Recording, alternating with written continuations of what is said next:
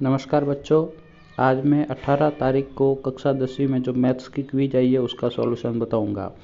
पहला क्वेश्चन है आपके, यदि त्रिघात बहुपद ax³ + bx² + cx + d के दो शून्य हैं तो तीसरा शून्य क्या होगा। तो शून्यकों का जो योग है वो क्या होता है, इस आधार पर हम इस प्रश्न को करेंगे।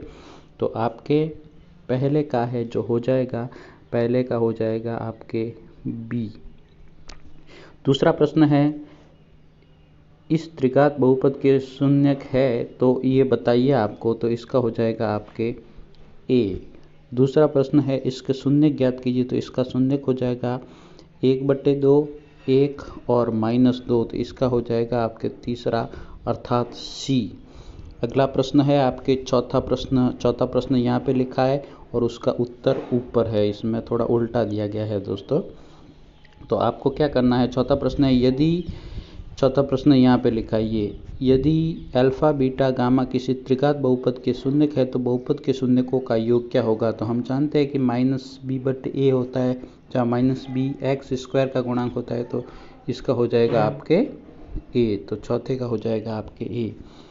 पांचवा प्रश्न है कि इनमें से कौन सा एक चर में रैखिक समीकरण है। आपको एक चर में रैखिक समीकरण बताना है, दो चर में रैखिक समीकरण बताना है। तो दो चर वाला रैखिक समीकरण आपको बी दिखाई दे रहा है। तो अब पहला प्रश्न जो है, इसका जो नीचे लिखा हुआ है कि इस प्रश्न का जो लिखा हुआ है वो यहाँ पे लिखा हुआ है और इसके जो ऑप्शन है वो ऊपर दिए गए हैं। पढ़ते हैं, दो चर में एक रैखिक समीकरण को दर्शाने वाले विकल्प का चयन करें। मतलब दो चर होने चाहिए और रैखिक समीकरण होना चाहिए। तो वो आपके दिखाई दे रहा है तीसरा अर्थात सी।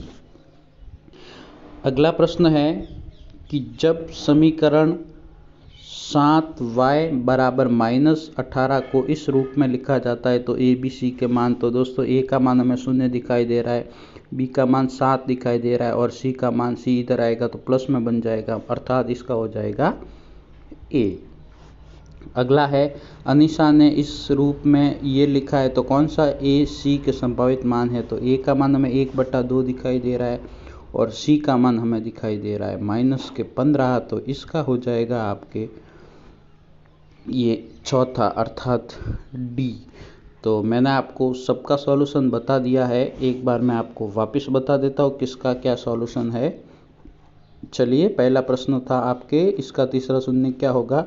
तो इसका जो है तीसरा शून्य होगा बी। दूसरा प्रश्न है कि इसका तो XYZ के संभावित मान क्या होंगे। तो इसके संभावित मान जो है वो हो जाएंगे ए। इसके शून्यक बताइए। तो इसका शून्यक था 1/2, -2 और 1, अर्थात इसका हो जाएगा सी। अगला चौथा प्रश्न जो है वो कह रहा है कि इसका क्या होगा। तो चौथे का ये हो जाएगा, ये चौथा प्रश्न है तो इसका हो जाएगा ए। ये यहाँ पे लिखा हुआ कौन सा एक चर में रैखिक समीकरण है, तो वो हो गया हमारे बी। अगला प्रश्न जो है वो कह रहा है कि एक दर्शाने वाले, जैसे ये प्रश्न यहाँ पे है और इसके ऑप्शन यहाँ पे है, तो इसका क्या हो गया, हमारे हो गया तीसरा, अर्थात इसका हो गया हमारे सी।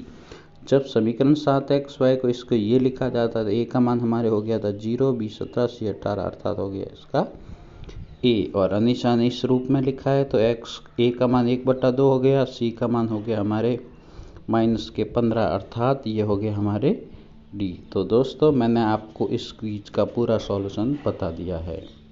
वीडियो पसंद आया तो लाइक ज़रूर करें और चैनल को अधिक से अधिक सब्सक्राइब करें।